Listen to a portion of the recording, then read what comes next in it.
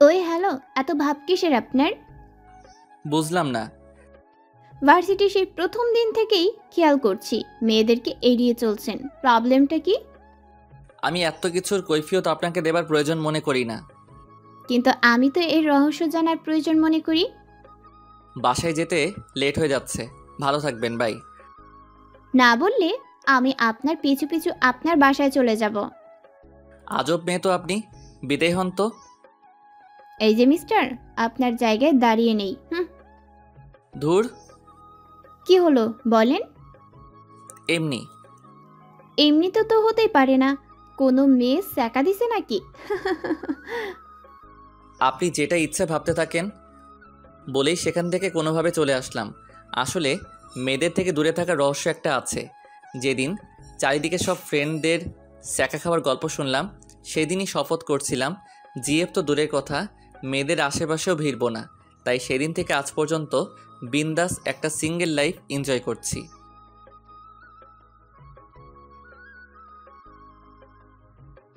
ধুর, ওইসব প্রেম তোরা কর, আমার স্যাকা খাওয়া শখ না। বলেই সবাই হেসে দিল।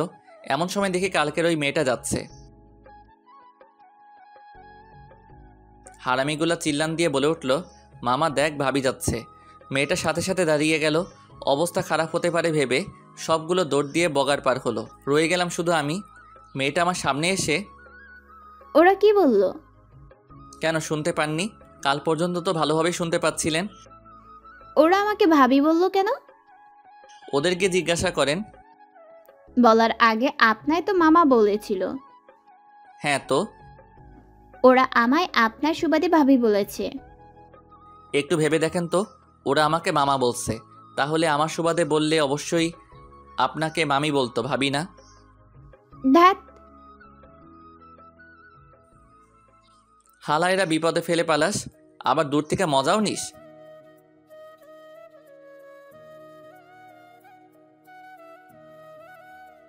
কসম দোস্ত, মেয়েটারে চিনিও না।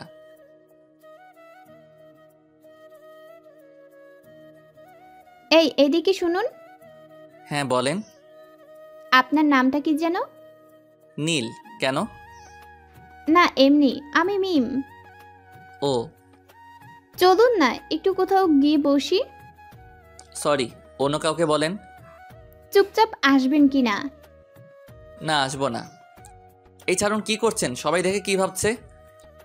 তাহলে ভালোভাবে পাশাপাশি হাঁটুন। হাঁটছি তো, এবার ছাড়ুন। তারপর নিরীহের মতন মেয়েটার পাশে হাঁটতে লাগলাম। পেছনে তাকিয়ে দেখি হারামি ফ্রেন্ডগুলো হেসে গড়াগড়ি খাচ্ছে। এখানে একদম নিরিবিলি, এখানেই বসা যাক। আচ্ছা।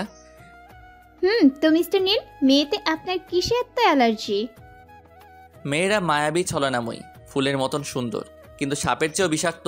তাদের থেকে যতটা দূরে থাকা যায় ততটাই বেটার। মেয়েটা চোখ বড় বড় করে আমার দিকে চেয়ে আছে। মনে হয় ভুল জায়গায় ভুল কিছু বইলে ফেলাইলাম। মেয়েরা বিষাক্ত না, দাঁড়ান, এই বিষই এখন আপনায় খাওয়াবো। মানে? পুরোটা বলার আগে যেটা ঘটে গেল সেটা বলতে আমার একটু লজ্জা লাগছে না? কি করলেন এটা? কেন, বিষ আছে কিনা টেস্ট করলাম। ধ্যাত, আপনার মাথা ঠিক আছে তো? একটুও ঠিক নেই, আর সব কিছুর কারণ আপনি। আমি আবার কি করলাম? আপনাকে ভার্সিটিতে সেই প্রথম থেকে দেখে আসছি আপনি সবার থেকে একটু অন্যরকম। কেন এমন সেটা নিয়ে ভাবতে ভাবতে একটু বেশিই ভেবে ফেলেছিলাম, যার কারণস্বরূপ আপনার প্রেমে পড়ে যাই।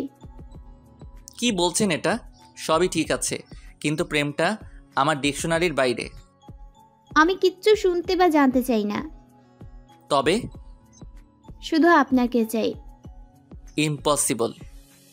তবে রে, এবার আপনাকে জড়িয়ে ধরলে কি করবেন? পাগল নাকি? পাগলি আপনার প্রেমে। আমি শপথ নিয়েছি আমি কখনো প্রেম করব না।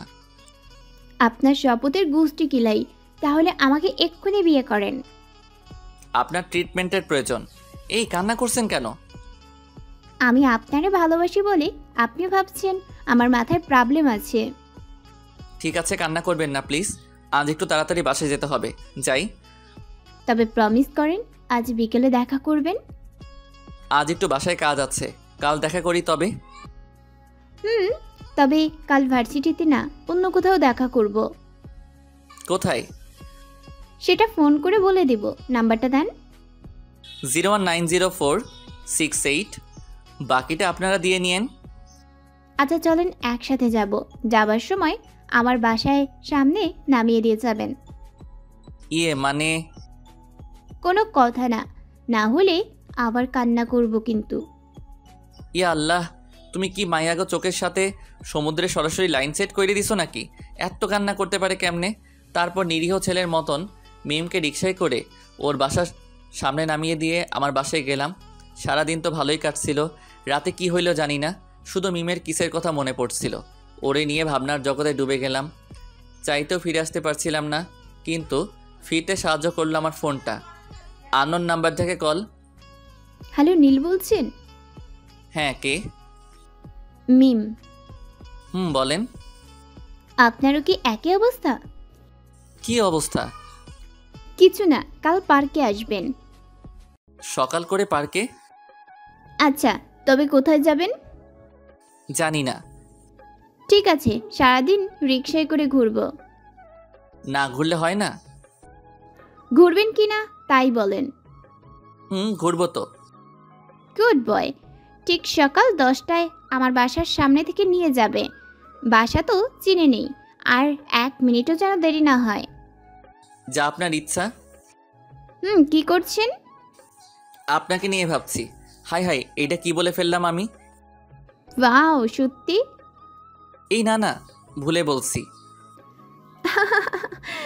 ভুল বললেও সত্যিটা তো বলছেন। আমিও আপনার প্রথমে এটাই জিজ্ঞেস করেছিলাম। ঘুমাবেন না?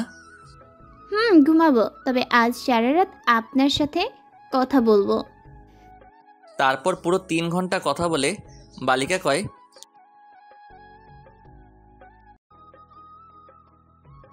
সাথে একটা গুড নাইট পাপ্পি দিল। কেন জানি তখন খুব ভালো লাগছিল। ইস, বাস্তবে যদি এমন কাউকে পেতাম। আমার যা ফোটা কপাল, তাতে মেয়ে জুটবে না, মেয়ের মা জুটবে। থুক্কু, কি কই এগুলা? রাতে ঘুমাতেই পারছিলাম না। কেন জানি মনে হচ্ছিল কখন সকাল হবে। সকাল সকাল উঠে পড়লাম, ফ্রেশ হয়ে বের হলাম।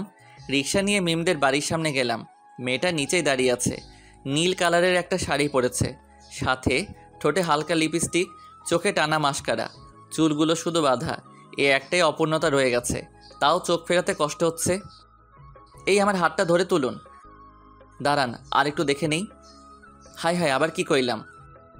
চলে যাচ্ছি না, পরেও দেখতে পাবেন। হাত ধরে রিকশায় তুললাম। দুজন পাশাপাশি বসে আছি, উদ্দেশ্যহীন পথ। রিকশা চলছে, আমি শুধু অপলক দৃষ্টিতে মিমকে দেখছি। হয়তো এবার প্রেমে পড়েই গেছি। মামা, কোনো এক নদীর পাড়ে চলুন তো। মিমের হাতে কিছুক্ষণ বাদে খেয়াল করলাম মেয়েটা মেহেদি নিয়েছে।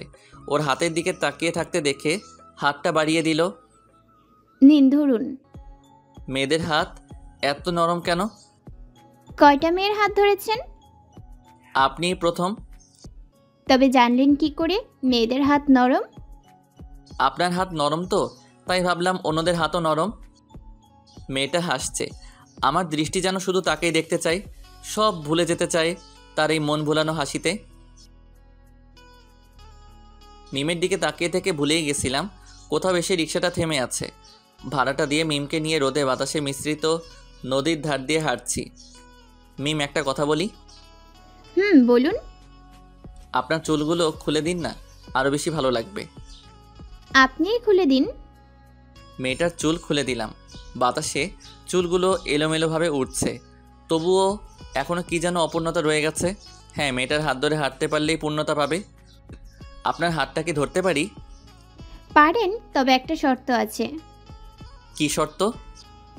এখন থেকে আমায় তুমি করে বলবেন, আর আপনাকেও তুমি বলার অধিকারটা দিবেন, অন্য কাউকে দিতে পারবেন না।